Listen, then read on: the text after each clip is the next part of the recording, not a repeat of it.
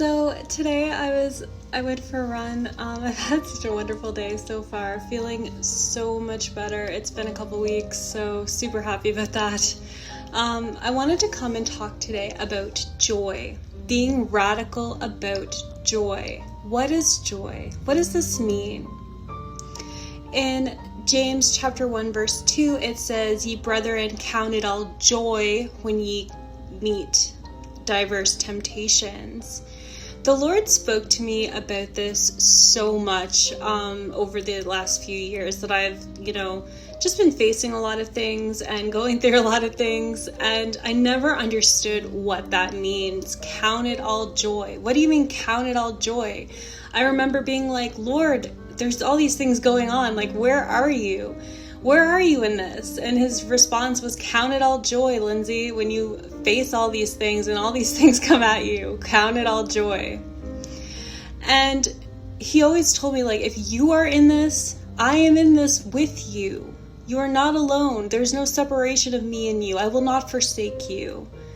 And so I noticed that I didn't really know what joy was. I didn't understand what the concept of it was. Like, 'cause people sometimes, and myself, got it confused with happiness, feeling happiness. But happiness depends on something being perfect or, some kind of occurrence. But joy is just a fruit of the Spirit, and it is something that we have to cultivate. Fruit just doesn't come up out of nowhere. It is a process.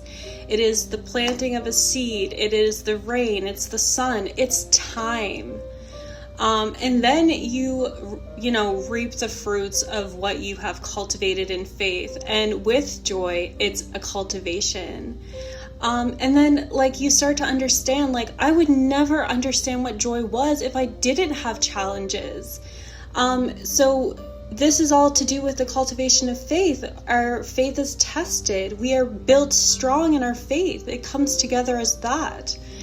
And so with joy, we go through such hard things in our lives, but we still hold fast onto the spiritual gift of joy, the spiritual fruit of joy, and having gladness.